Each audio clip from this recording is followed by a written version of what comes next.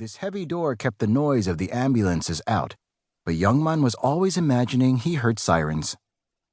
Youngman waved to his secretary, Rose, whose half-size office was umbilically connected to his. She had left his white coat on its hanger behind the door, pressed and cleaned and sheathed in protective plastic. He had to deal with his shoes first. The unseasonable winter rain had left the physician's parking lot flooded, and he had picked his way across archipelagos of dryish asphalt, stepped lightly into what he thought was a 1-inch deep puddle, and been so shocked when his foot disappeared up to the ankle that he put his other foot down into a different mini lake. From his desk, he took out his package of emergency socks, crisp in their cellophane and with the stuffer's drug price tag still on it from 1989. Both shoes were damp, so while he hid them under his desk to dry, he transferred his feet into his squishy white surgical clogs even though it wasn't a surgery day. Then he remembered the letter. He patted his jacket pocket. Phew, still dry. He opened the slim middle drawer of his desk and placed it in the back, even beyond his RX pad and stash of Tic Tacs. He checked the ER whiteboard. His longtime patient, Mrs. Mackey, had called him at home this morning, complaining of indigestion. She wasn't due for 2 more weeks, but she tended to deliver fast. 3 children, each labor faster than the previous, so he told her to come in. Better safe in the hospital than sorry, especially since recent cuts meant fewer ambulances were available. Of course, this would add to his workload. Normally, Maud, his nurse midwife, could do the workup and monitoring, but there'd been sporadic layoffs for months. It had seemed there was no more flesh to cut, but she had been a casualty of last week's Friday night massacre, along with Kate Javerina, the hospital's social worker. In this vacuum, the hospital hadn't come up with a better system than having all OB/GYN cases come through the ER and wait for him in bed number 5, the last one. Youngman didn't feel comfortable mixing emergency and non-emergency. It was also a systems problem, deciding for, say, a vehicular accident with a pregnant victim, whether the person needed Dr. Rasmussen, the ER doc, or him.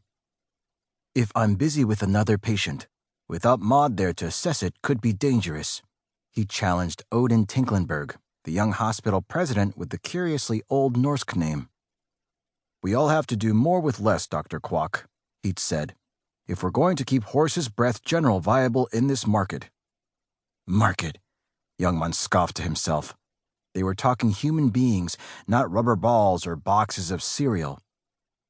Tinklenberg's predecessor, who'd been with the hospital more than 20 years, had been an MD with a master's in public health.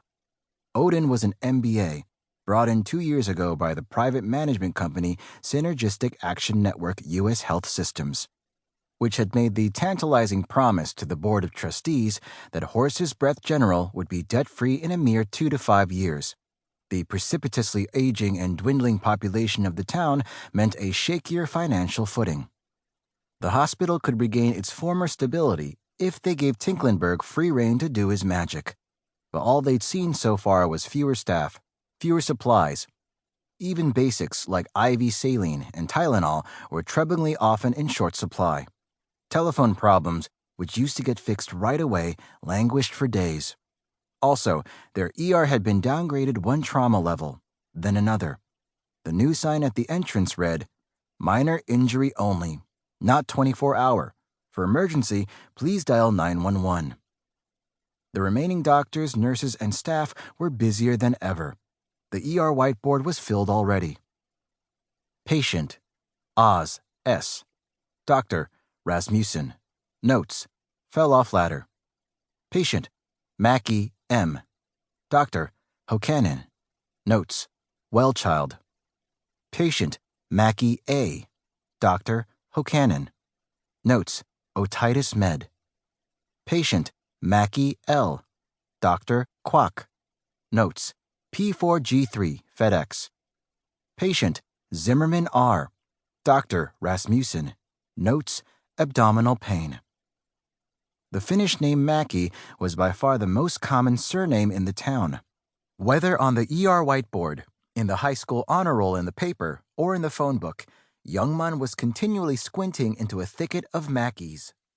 There she was. To keep listening to this audiobook, I've left you a link in the description so you can do it, at no cost thanks to Audible's 30-day free trial.